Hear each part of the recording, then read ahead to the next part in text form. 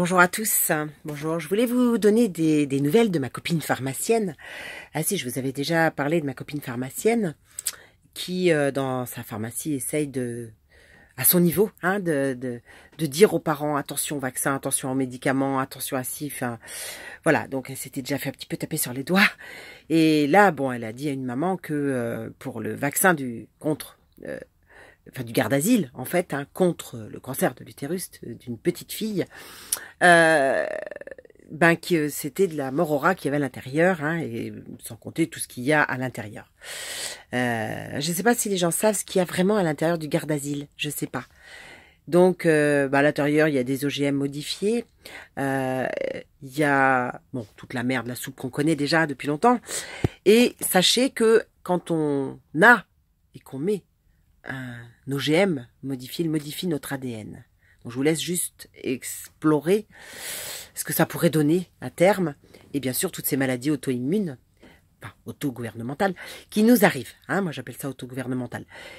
Et donc cette dame, ma copine pharmacienne, qui est d'un courage exceptionnel, s'est rendue au tribunal. Enfin, cette dame d'abord s'est plainte à son docteur, qui lui a déclenché une enquête par les autorités sanitaires. Et parce qu'en France, on a des autorités sanitaires. Alors, les autorités sanitaires, je t'explique, elles sont là pour que tu obéisses. Elles sont pas là pour dire attendez, on a eu tant de morts de vaccination, tant d'enfants hospitalisés, tant d'autistes. Non, c'est pas son rôle. C'est pas son rôle.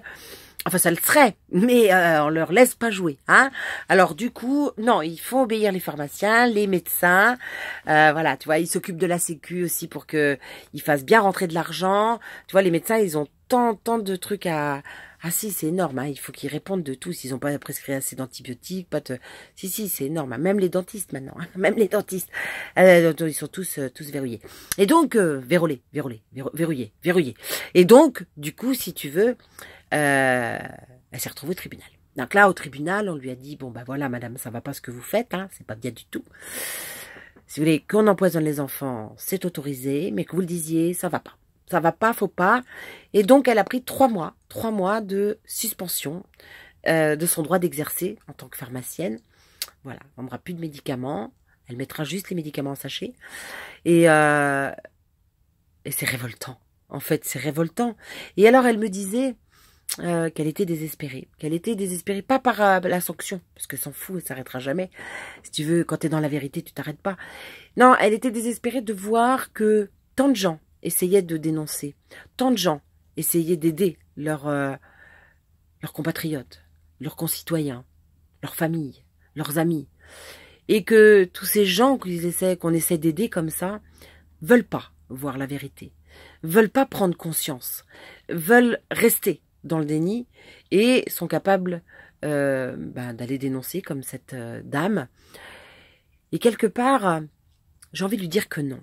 J'ai envie de lui dire qu'il y a plein de gens qui sont en train de prendre conscience, qu'il y a plein de gens qui sont en train de réaliser que nous sommes dans une vaste supercherie, dans un mensonge éhonté depuis des années, que c'est tout ça en train de sortir, que tout ça est en train d'arriver, que tout ça va être mis à jour et dans la lumière, et qu'il ne faut pas baisser les bras, et que parfois on est en colère après tous ces gens-là qui luttent pour rester dans le déni, un peu comme le déni de grossesse, tu vois, c'est une dame qui est enceinte et qui, non, elle n'a pas eu ses règles depuis 9 mois, mais elle n'est pas enceinte. Voilà, il y a des barrages comme ça, il y a des gens qui ont beaucoup de mal à voir la réalité en face parce que c'est extrêmement douloureux pour eux, un petit peu comme nos médecins qui ont quand même beaucoup de mal, faut quand même qu'on le dise, ça on peut pas le cacher. Et du coup, ça pose quand même quelques questions. Parce que, moi, je sais pas, mais je pense que les médecins, à un moment donné, devraient se poser la question. Ne serait-ce que pour ce fameux garde-asile. Parce que le garde-asile, il est fait pour lutter contre le cancer du col de l'utérus ou le papillomavirus qui t'emmène au cancer de l'utérus, d'après eux. Et en fait... donc pour les petites filles, parce que à ma connaissance, seules les petites filles ont un utérus. Seulement Agnès, ma copine Agnès, je m'en lasse pas d'elle. Elle a décidé que par souci d'équité, hein, c'est la réponse qu'elle donne, je vous engage vraiment à aller le voir, hein, c'est visible partout, que dans un souci d'équité, en fait, elle voulait que les petits garçons soient aussi vaccinés contre le papillomavirus. Là, si tu veux, moi, je pense que ça dépasse notre entendement. Et ça devrait interpeller tous les médecins de France. Mais les interpeller à un point, et je ne les entends pas. Je ne les vois pas. Rien ne se passe.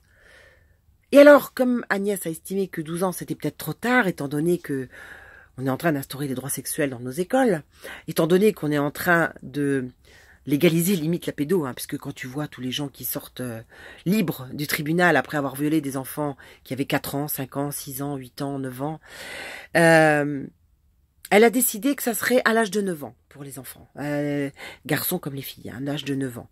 Alors je sais pas, je pense qu'ils savent des choses qu'on sait pas, c'est-à-dire qu'ils ont peut-être prévu une sexualité extrêmement jeune pour nos enfants, ils ont prévu peut-être qu'il y aurait un taux de pédophilie encore supérieur étant donné les non-punitions.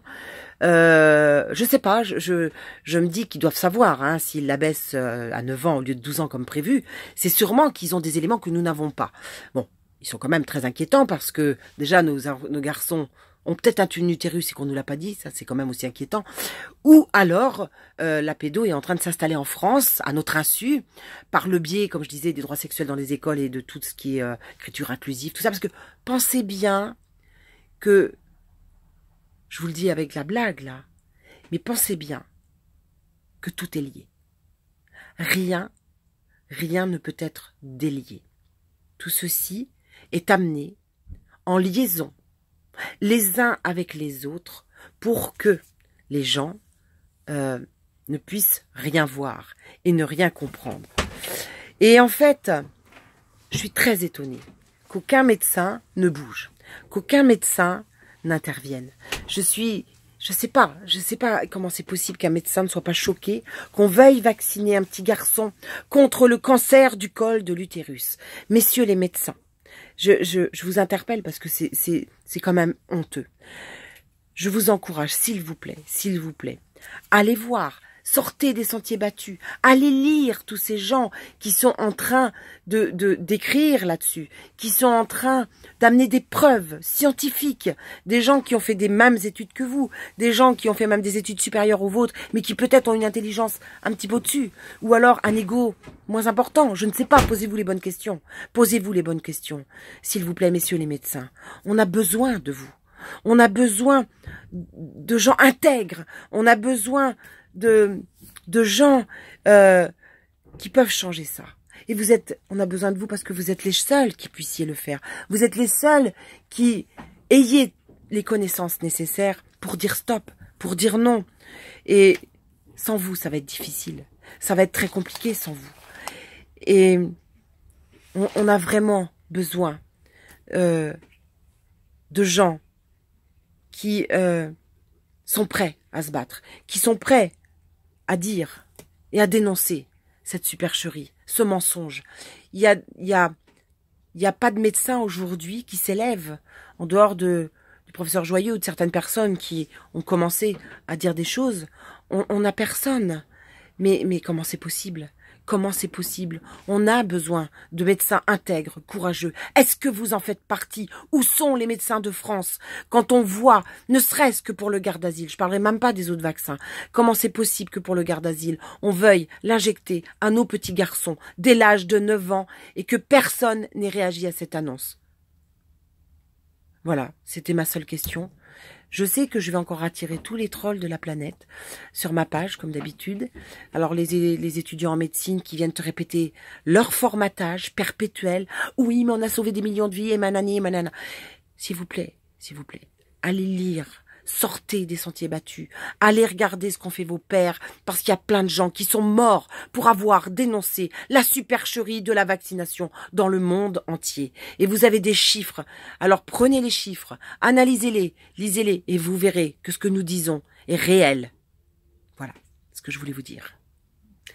À bientôt tous les trolls.